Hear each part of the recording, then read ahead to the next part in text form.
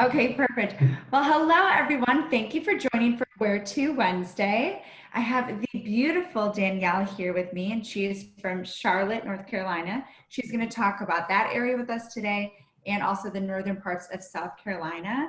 Could you please introduce yourself, Danielle? Hello, world. I am Danielle Witherspoon. I'm on the Stephen Cooley Real Estate Group. And like Erin said, we're in the greater Charlotte area and then also upstate South Carolina as well. Awesome. Well, very excited to have you on. Thank you so much for your time. Absolutely. I'm happy to be here. And I'm always excited about, sharing what's going on in our markets, but also hearing about what's going on in your market as well. I love, getting boots on the ground information, if you will. Yeah, no, absolutely. Okay, so who's moving to Charlotte? Yeah, we still have folks moving into the area, even with all the craziness with COVID. Primarily, people are coming from New York, honestly. We are the second largest financial district in the US, second to New York City. There are buildings with banks everywhere in our downtown area, which we refer to affectionately as Uptown. And then we have a lot of folks coming from Cincinnati. We have some coming from Arizona. We have folks coming from the West Coast as well, California. So those are primarily where we're seeing a lot of people come from at this point. And are they mostly moving there for jobs?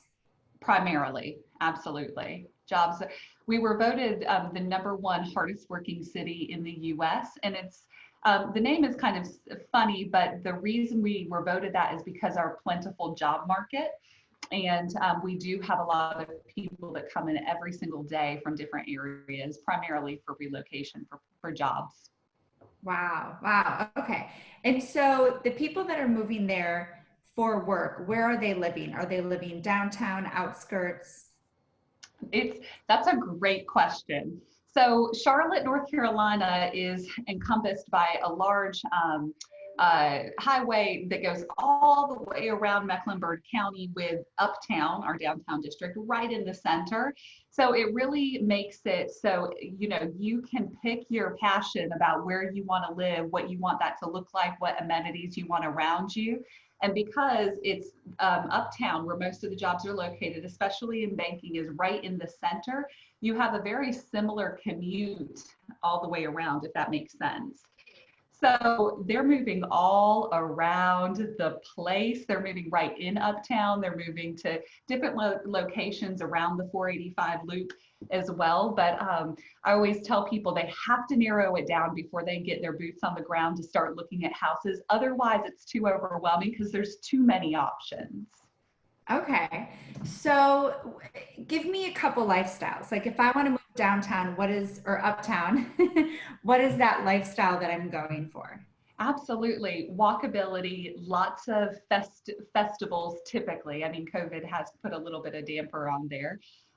Restaurants, we have an amazing food culture here, great food, amazing coffee culture here. Lots of little breweries, and we have a couple of cideries as well, which are really fun. So yeah, just I love the Uptown area because it really does create this community of folks. People may not think they live in a neighborhood because they don't.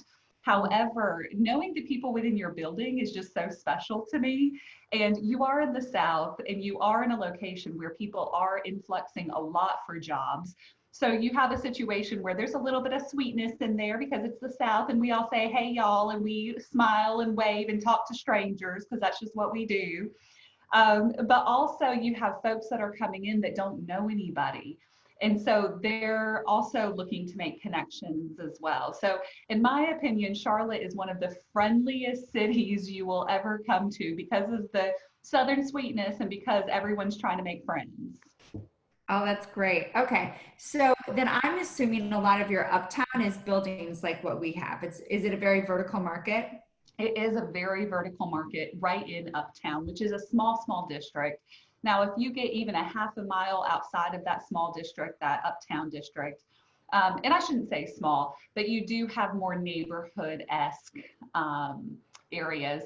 You know, our vertical living situation is definite. It's probably not even a 18th of what New York City has to offer, what Manhattan has to offer and whatnot. But we do have really beautiful city lines, great high-rise condo opportunities and things like that.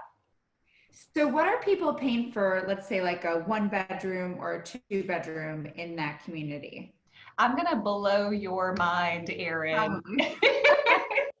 Literally, if you, the very, very tip top, if you wanted the nicest, most beautiful unit in Uptown, around 3 million for the Okay.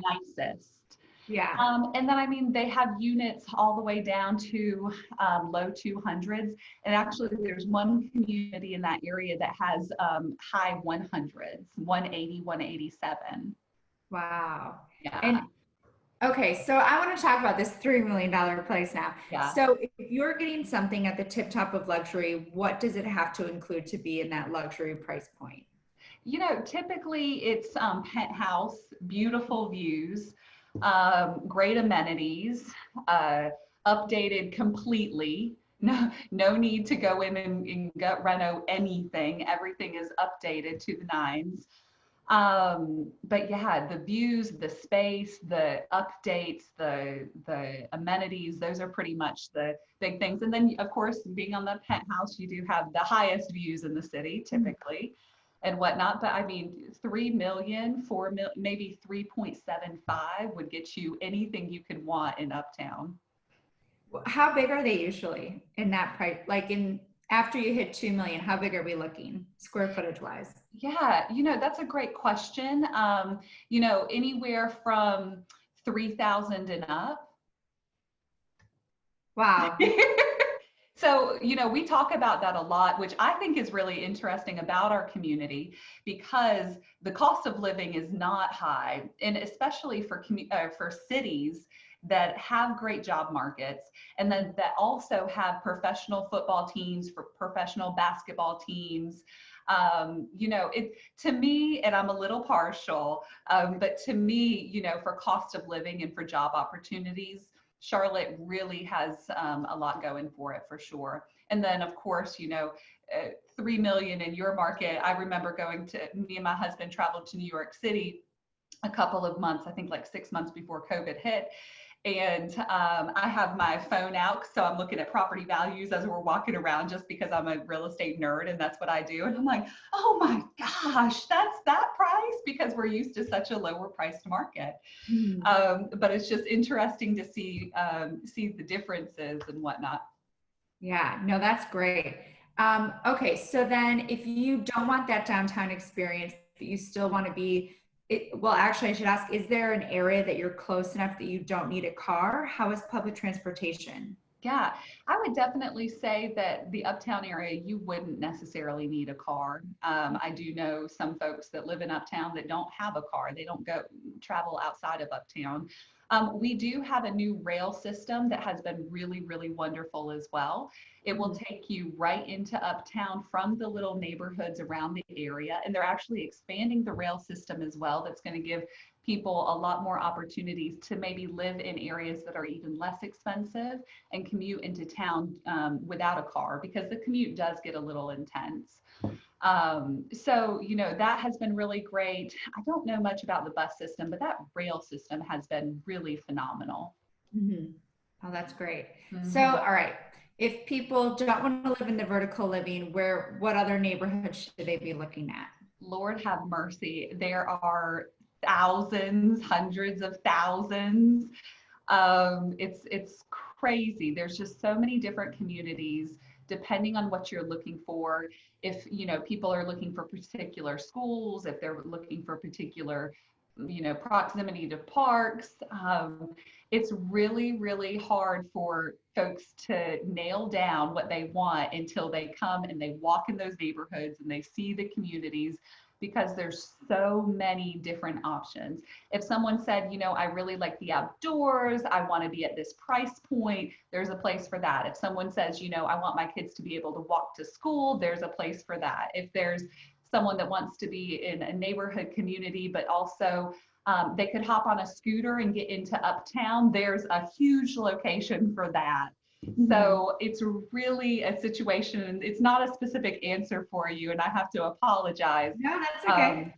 but we also have a couple of different communities around Charlotte, which are kind of those eat, play, live communities, if you've seen those, where Tell everything me is, about that. yeah. So they're usually communities that have a little bit of a smaller lot size. People aren't worried about their yard because the community itself has parks and trails.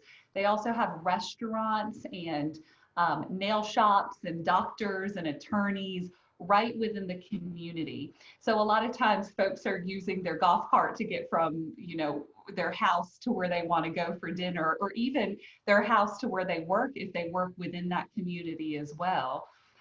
There's boutiques and salons, and the one I'm thinking of in particular has a wine shop and a chocolatier, and whatnot. So they really put a beautiful community aspect on it. They'll have movies playing out in the park for the people that live there.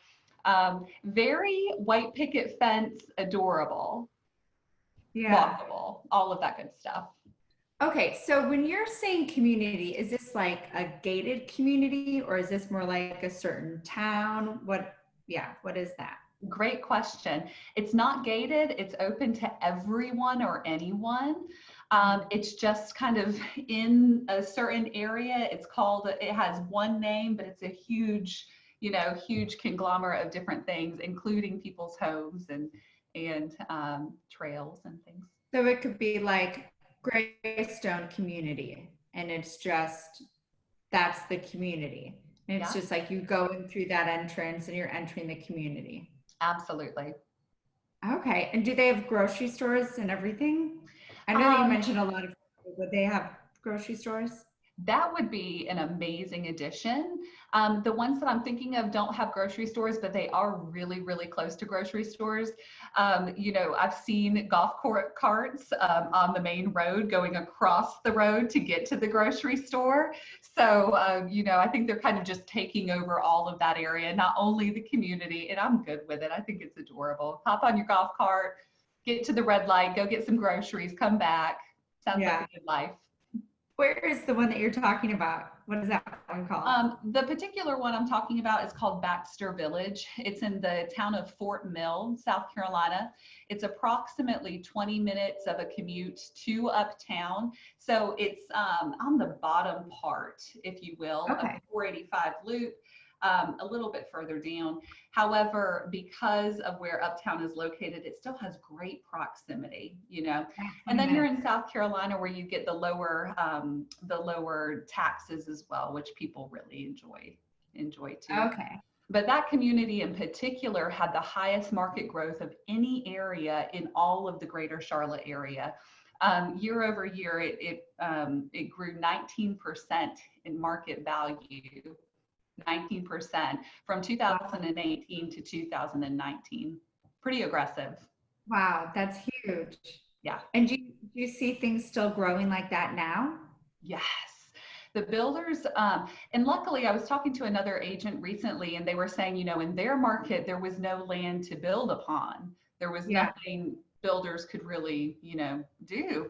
The builders are building like crazy. We do have a lot of land to build upon.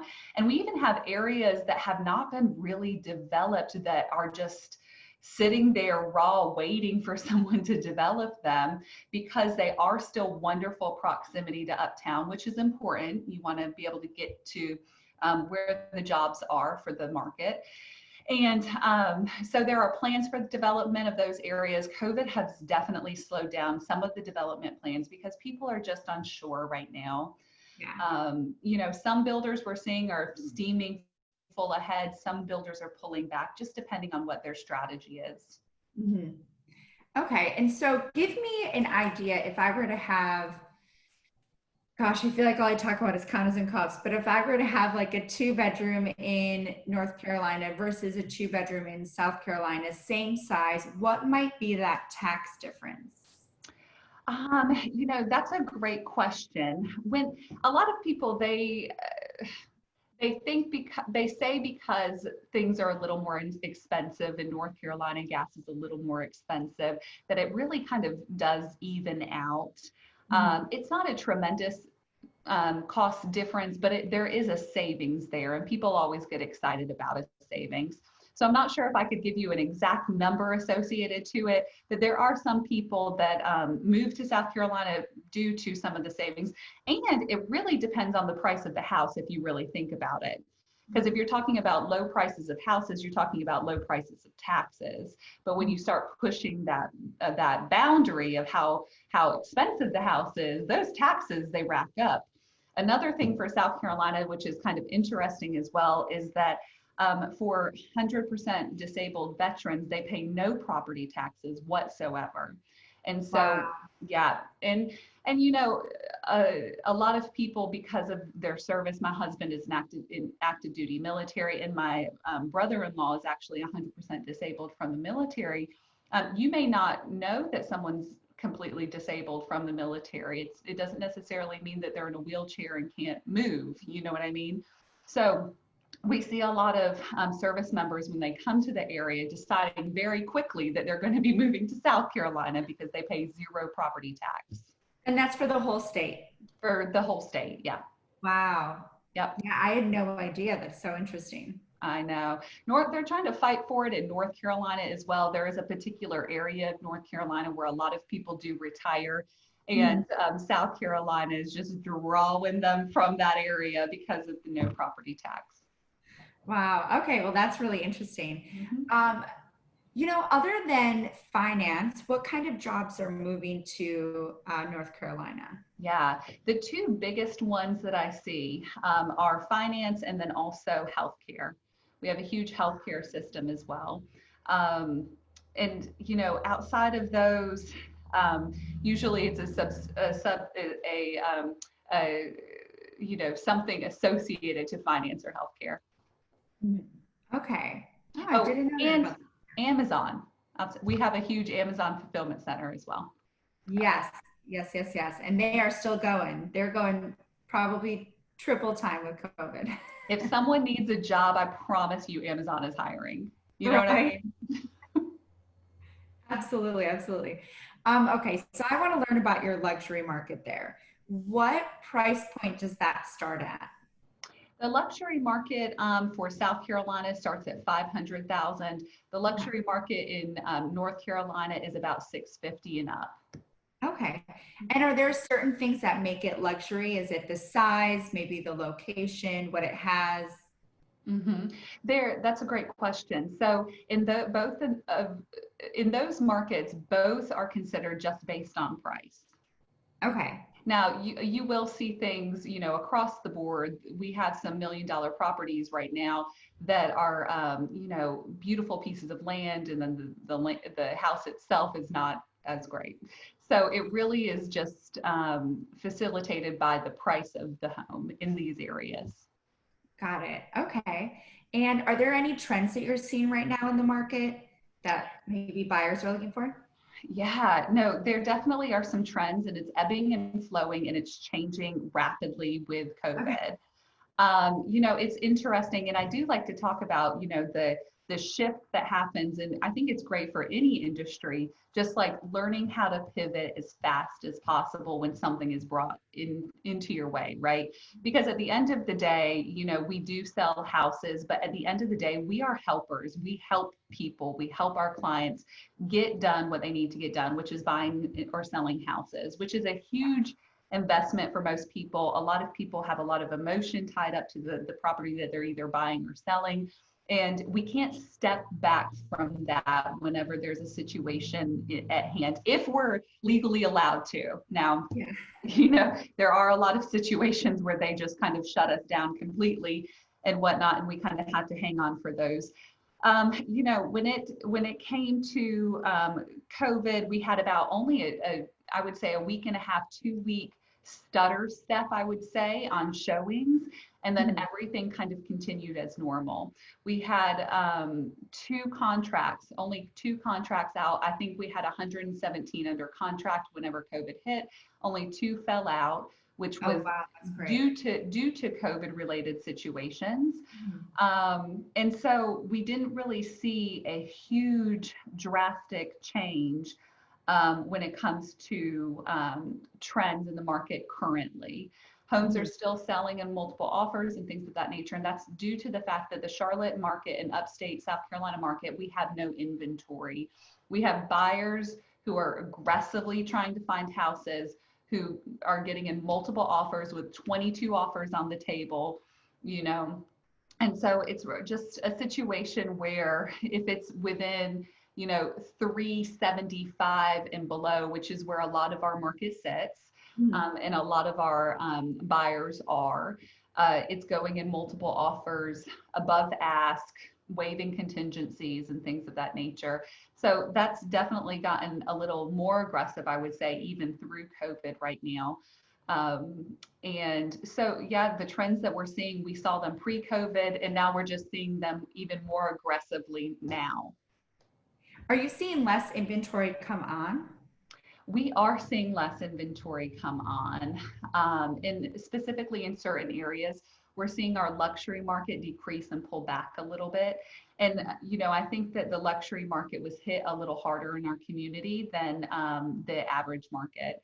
In our areas, luxury typically, not always, it does stay on the market for a little longer because we have fewer buyers. Mhm. And for the hit that the stock market took and whatnot, it did hit some of our luxury buyers that were looking as well. Mhm. Um, but yeah, it's we're definitely seeing kind of that shift, less luxury. People are withdrawing their listings, unfortunately, and those sorts of things. Okay. Wow. All right. Well, obviously, the agent you choose to work with is very important. I will make sure to have all of your information on this because if you are in bidding wars, you need to be guided properly. Um, but then the process is so different here. What is the buying process like for you there? So I love this conversation with agents because North Carolina is different than every single other state. Really? South Carolina is, of course, going to be different than New York. However, it's more similar to other states in the US. Mhm. In North Carolina, and this usually is what blows agents' minds, we only have one contingency in the contract at all. The only contingency is called due diligence. And so this is a period of time where the buyer pays the seller to pull their house off of the market and allows us to do our due diligence. Within this due diligence period, you have to do everything. So you have to do the inspections, negotiate repairs, get your appraisal done. You have to get final loan approval.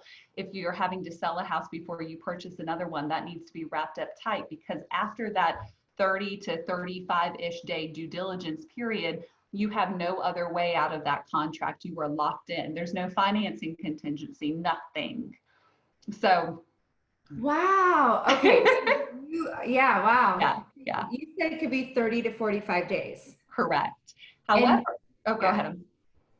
Okay. And you said you pay them to do this. So do they Yeah. get some money for that? Okay. So it's interesting. So, and I'm sorry to interrupt you earlier. This is what I was going to tell you. So it's a negotiated amount. It's called a due diligence fee. They also put down earnest money, or it's also called a binder check or good faith money, which is very similar in other states. But this due diligence fee is a negotiated amount depending on the situation and the price point of the house. And the buyer during that 30 to 35-ish day period, it's usually 30 days because you can Mhm. usually get loan approval and the appraisal done and all of that good stuff within the 30 days here. The buyer can back out during that 30 to 35 days for any reason under the sun. They can say they don't like the way the sun shines on the patio. They actually don't even have to give you a legitimate reason. However, if they back out during that period of time, the seller gets to keep all of that due diligence money. And so that's kind of the leverage. And North Carolina tries to be really good about splitting risk between the buyer and the seller. A lot of states are kind of easier on the buyer or easier on the seller. North Carolina is split down the line. Your buyer can have a 30 to 35 day due diligence, but they're going to pay where it hurts them to get out of this contract, if that makes sense. Yeah. Okay, so they don't actually pay them unless they back out. Well, they actually, at the time of contract, they sign two checks. They sign one due diligence check, and that's written straight to the seller, and it's put into the seller's bank account, and the seller can use it at any time, just like it's their money. And then that comes up as a credit at selling if they get to the closing table. So, Okay. and then the other check is the binder check, the earnest money check that's held typically with the attorney, and is also credited at closing. Okay. And then just give me an example of like how much this due diligence fee would be. Yeah, it really depends. I mean, if you're looking at a house that's in the 300,000s, typically you're going to see due diligence money of about 15 to 2,000. If you're looking at a house that's 500,000, it does go up exponentially, usually about 25 to 3,000, depending on if there's multiple offers on the table. If there are multiple offers on the table, of course, that price is going to go higher and higher and higher. I will tell you a little bit of an example, though, of how it protects the seller. So I had a listing in a location called Valentine in our area, and the house was a $500,000 house, beautiful. We went into multiple offers, and the one that won put down a $5,500 due diligence fee. So it was written out to my seller. My seller got to pocket that. And in a week and a half, they found out that their job decided not to relocate them to Charlotte. And so they had to exit the contract after a week and a half. The seller keeps the 5,500. We go under contract 4 hours later, they get the same closing date, and they also get to keep 5,500. Mm-hmm. Yeah. So definite protections on both sides of the table. Wow. Yeah. That is so fascinating. And do you have just one attorney? You know, in North Carolina and South Carolina, the buyer and the seller typically just use one attorney. And we don't have title companies. I know some states are title company states. We don't use title companies. That attorney really, truly only writes up documents for the closing. That's all they do. They prepare documents. And so if there were any negotiations going through that attorney, or if the attorney had to litigate for any reason, both of the parties would have to get separate representation because there is a conflict of interest. Yeah. But typically they don't sit down necessarily at the same table due to federal lending laws. However, they're usually there about 30 minutes apart. Okay. So interesting. I know. Wow. I'm glad I asked that question. Yeah. It's so interesting just to hear the differences state by state, because sometimes you're like, you know, sometimes you think, oh, it couldn't be that different. And then we have people relocating to Charlotte, and I'm like, let's sit down and talk about North Carolina real estate before we even get started. Because if you have bought or sold in another state, it's not going to be anything like what you did previously.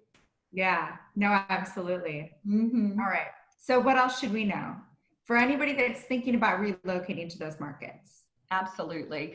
Definitely important to explore the neighborhoods to see, or the areas to see, you know, what your passion is. Also, another thing I like to do for my relocation clients is I have a system that will actually calculate the areas that encompass what you are comfortable with for your drive time to work with traffic. So you can tell me, I work at the Bank of America building in Uptown. I can pinpoint it. I can get you there at 9 a.m. with a 30-minute commute, and it will literally show you the outline of the areas in which you would want to live to stay within that commute. Because from Fort Mill to Uptown, it is 20 minutes with no traffic. From Fort Mill to Uptown during rush hour is about an hour and 15. Sounds like New York traffic now. It can get tough. You got to learn how to ebb and flow with it. Probably like New York, you got to learn how to work with it. Yeah, or live in the city so you can just walk. That's the answer. I love it. I love it. That's the solution. Mm-hmm. I love it. Awesome. All right. Well, Danielle, anything else that everybody should know?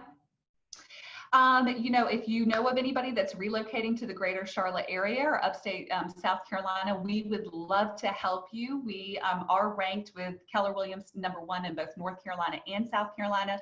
And we actually got a top 5 ranking in the world with Keller Williams as well. So we have the systems, we have the programs, and we do have one program that our relocation clients love. It's called Love It or Leave It. So if for some reason you buy the wrong home, if you let us know within a year, we'll sell it for free and help you buy a new one. There you go. It's like a risk-free try. It is. And people have used it. It's not one of those programs where people don't use it. Yeah. Oh, that's great. That really is great that you guys do that. Mm-hmm. And Danielle, I will have saw her here, and you heard all these wonderful things about how different North Carolina is. All good things, all good things. But thank you again for your time. Thank you, Erin. It's been a pleasure. Same here. Bye, guys.